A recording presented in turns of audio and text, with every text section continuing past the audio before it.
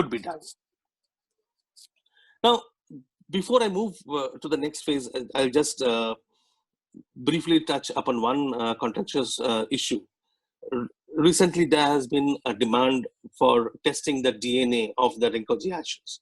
Since we have the DNA testing technology and it can be pretty accurate, why not test the DNA of the ashes in Rinpoche? That could give us a conclusive evidence. Well, Justice Mukherjee thought about it. He considered the options. It was brought in front of him. And he asked the government for all their cooperation.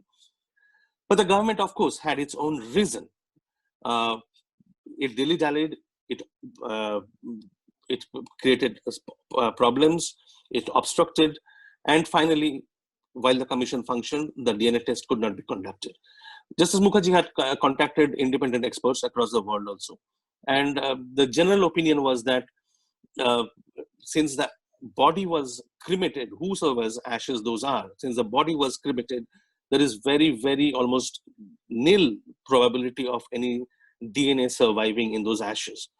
But a morphological test could be done and one could try. So what was the problem in trying? What was the problem in moving ahead in this direction? We accessed the government records which discuss this issue. Because Justice Mukherjee brought it to the table of the government had to discuss it. They had to give a reason. They find a reason as to what should be done and why. So when we look at, I will just read out a sentence from the government's note as to why, and that gives the game away. This is a government note discussing the possibility of DNA testing of the ashes in Rinpoche. It may be mentioned that although DNA testing is possible, but a final decision for the DNA test has to be taken after a thorough consideration whether it would be permissible to allow DNA testing after the lapse of 58 years. Moreover, slight change in the result may create a hue and cry. Now, please pay attention to these lines. The note says, if the result is in positive, that means if the DNA found from the ashes match that of Netaji's, through Netaji's family members, if the result is in positive, then the entire issue will be resolved. In case the result comes in negative as to the DNA result does not tally with the biological samples connected with the relatives, one can imagine the reaction of the nation. Now, this is the consideration of the government which has been so sure about Netaji's death and which holds to this day that Netaji died in 1945. But when they interact amongst themselves within the secrecy of the office walls and the official files, they know that there is absolutely no direct evidence and they themselves are not sure.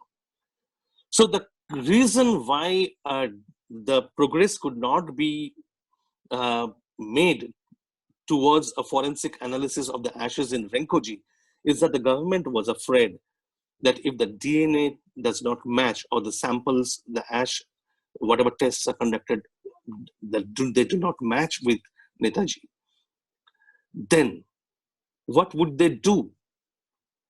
That is the question that kept them awake, and that's the reason why no forensic analysis was done on the ashes.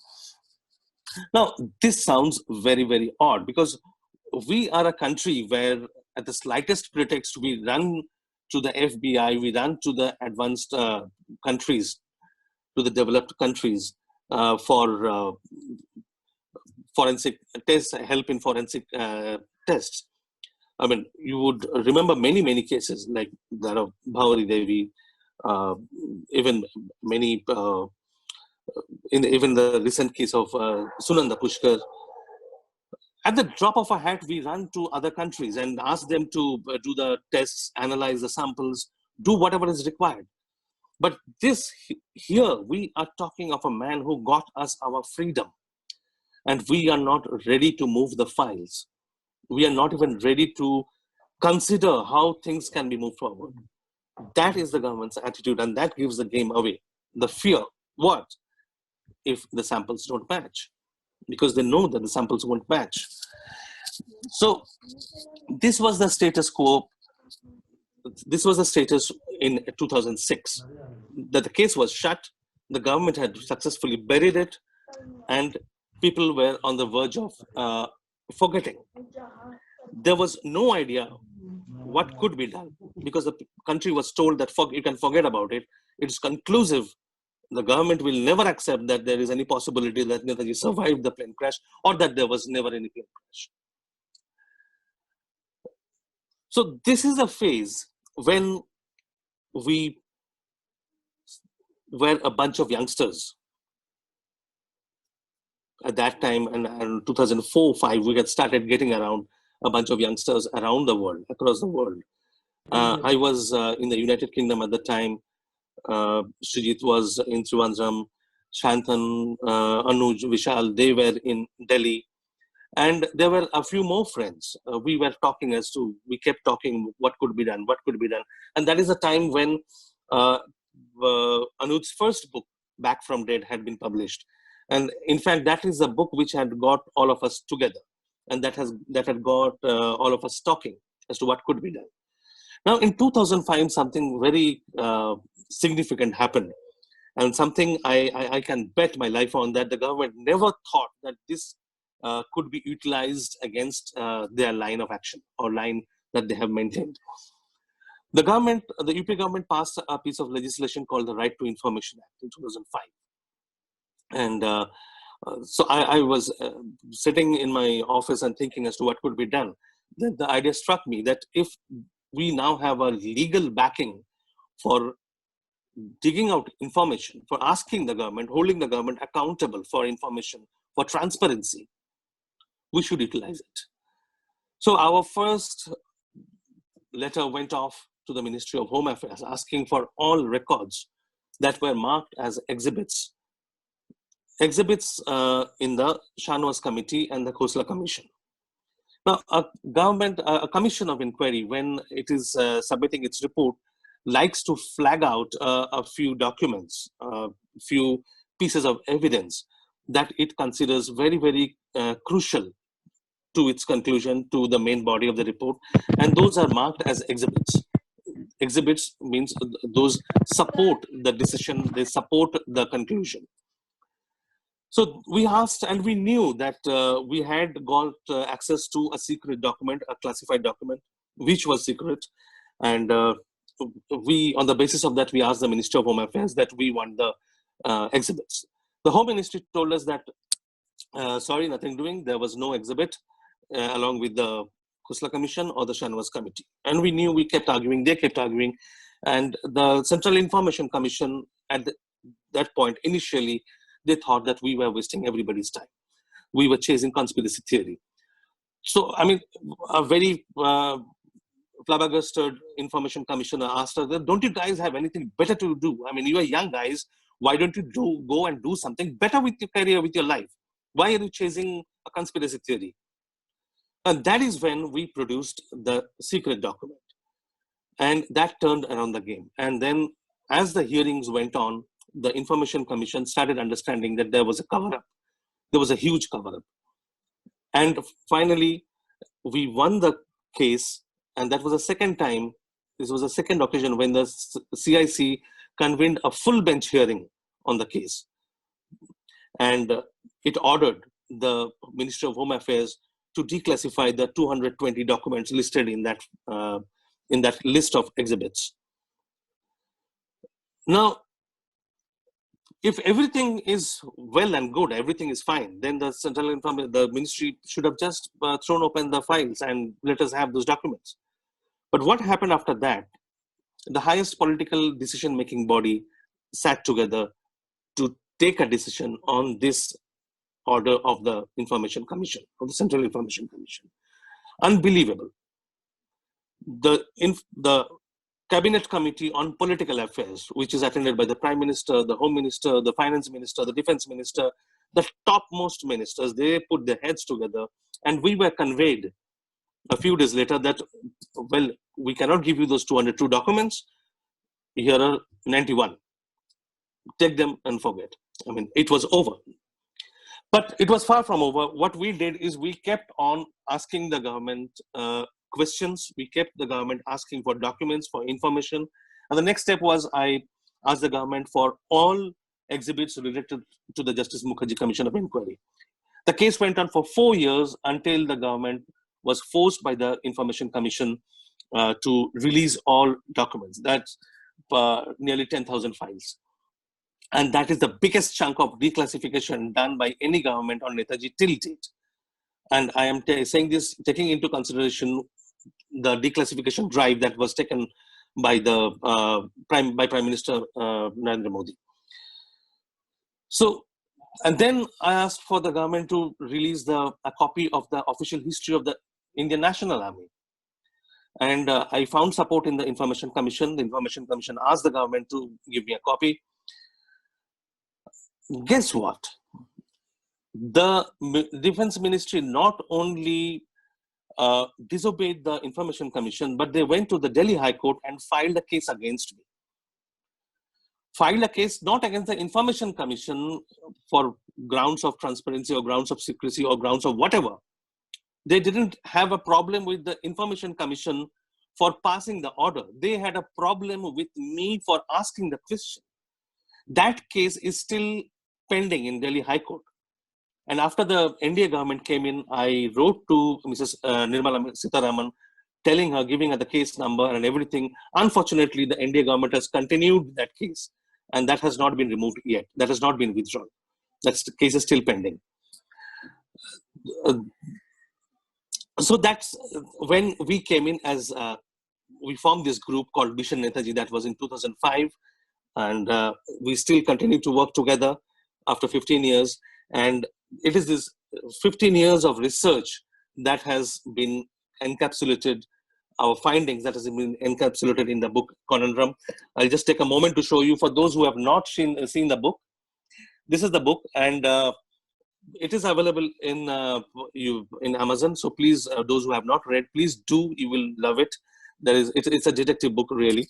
But I mean, moving on. When this was done, when we were doing this, I would like to point this out because this is also very important.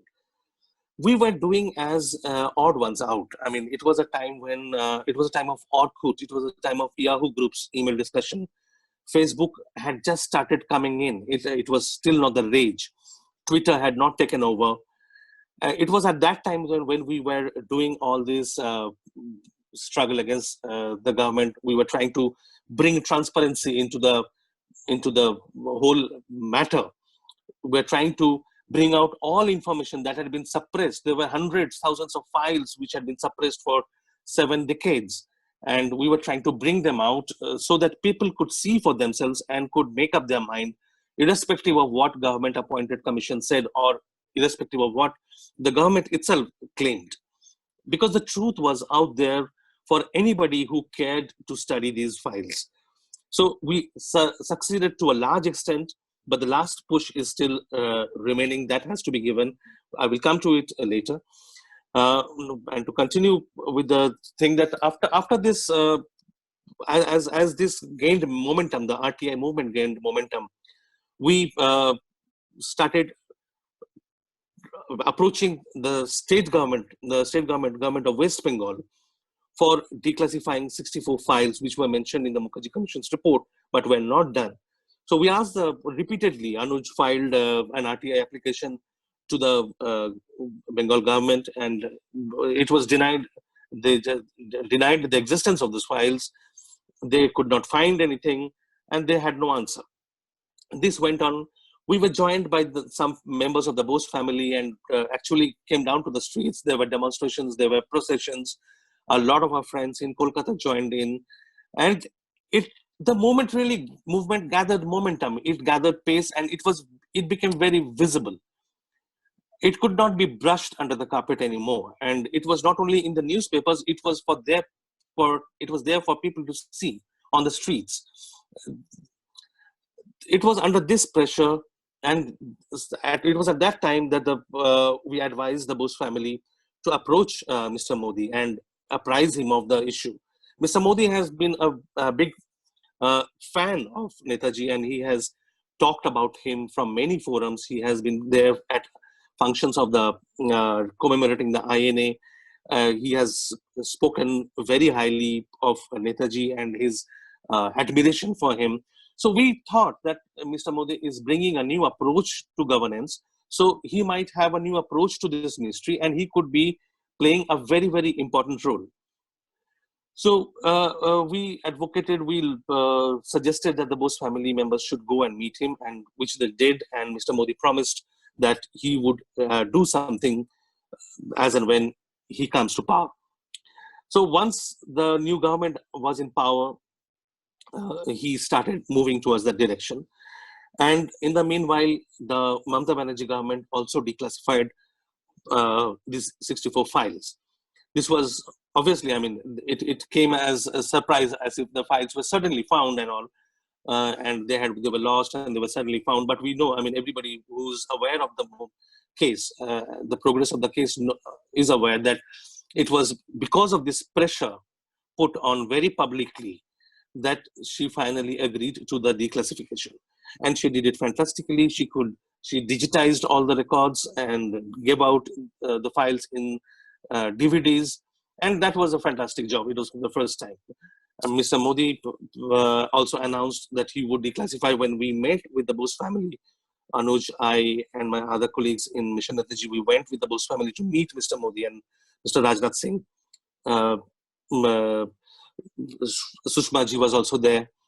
And we had a very fruitful discussion, a very good evening. And the Prime Minister promised to us that he would personally talk to the heads of the states. Each head of state he would talk to personally. He would approach them and get the information out from them, whatever information they were holding. We don't know what the follow-up really was or how serious it was, but we have not had any significant information since then.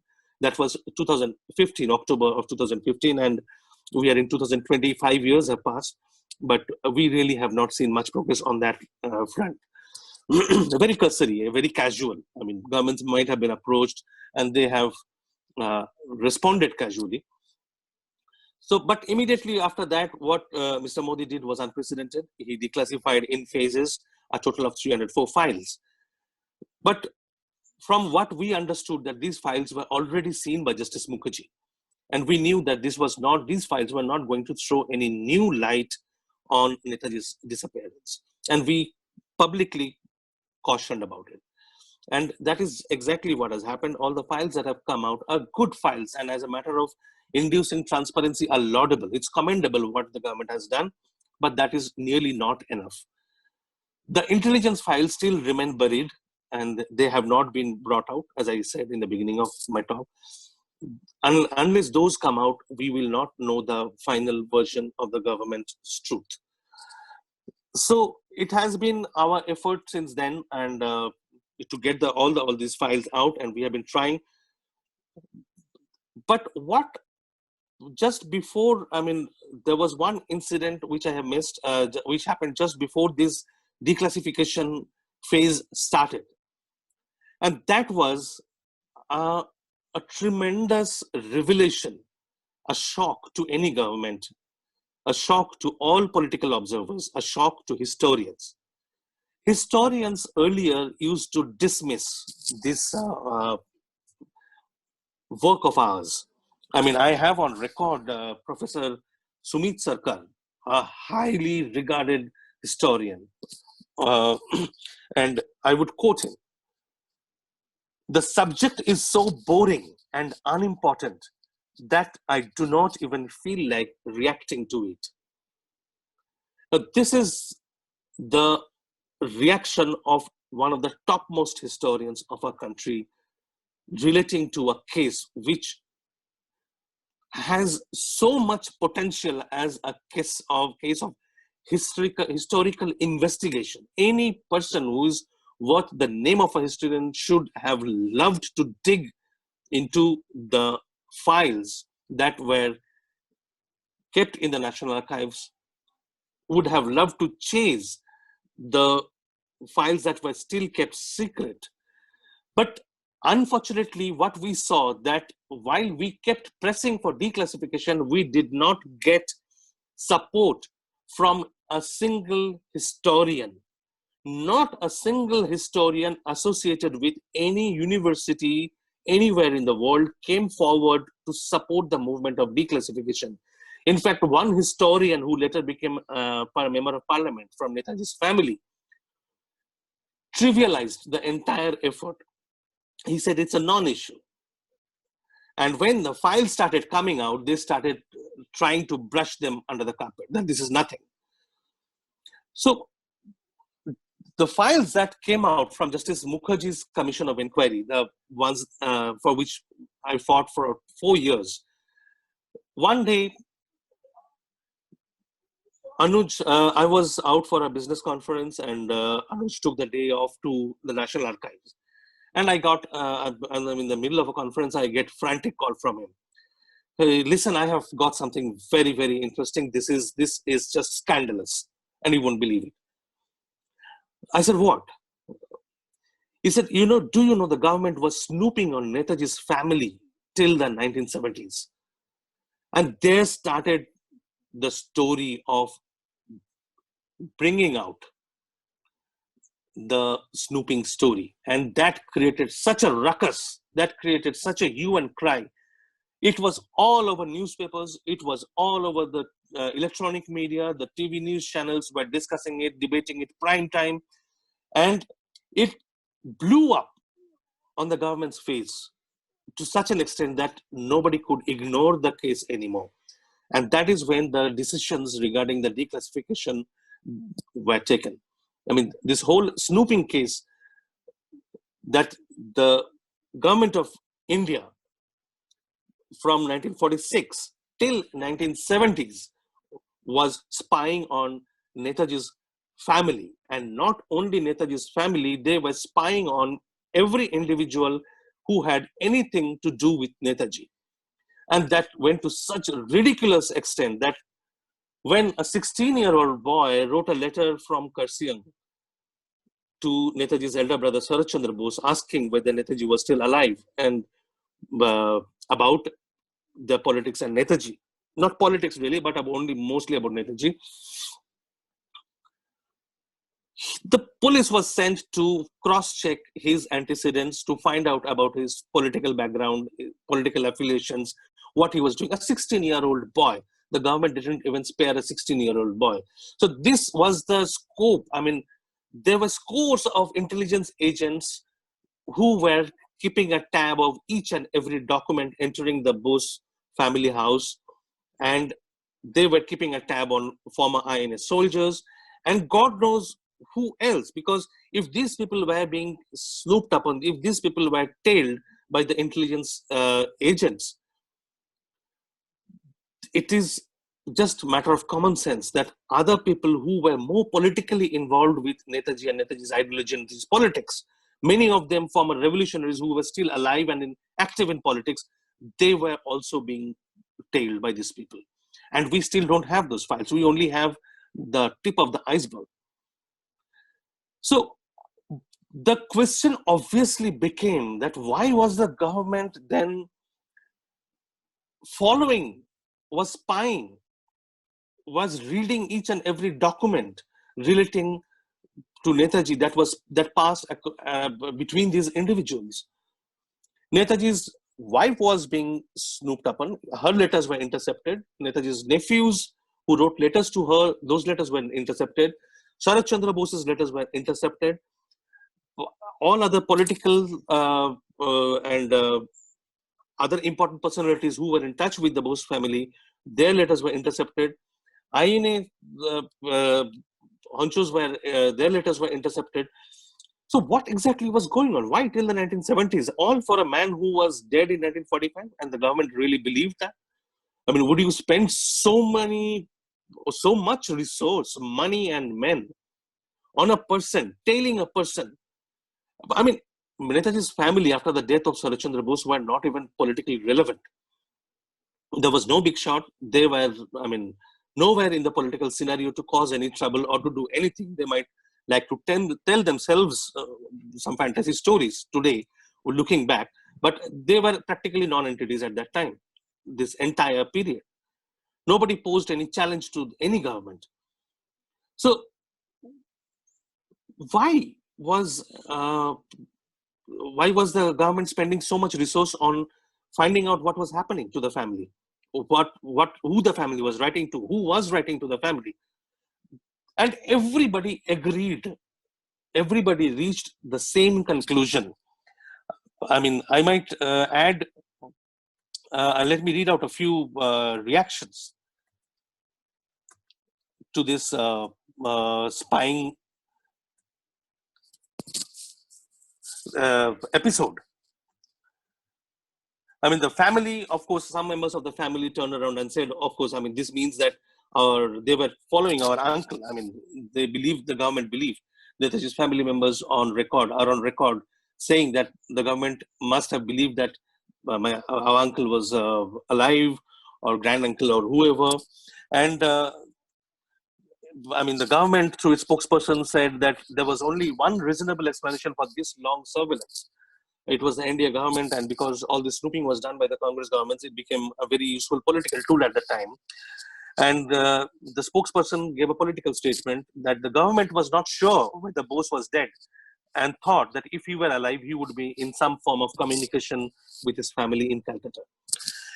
And basically, it sealed the fact that the government believed that Netaji was alive. And the government, politicians, ministers, top bureaucrats, intelligence sleuths, they're not fools. They know what they're doing. I mean, they can publicly posture one thing, but when they're investing resources, they are allocating resources, scarce resources, for a cause, for a particular activity, they know jolly well what they are doing.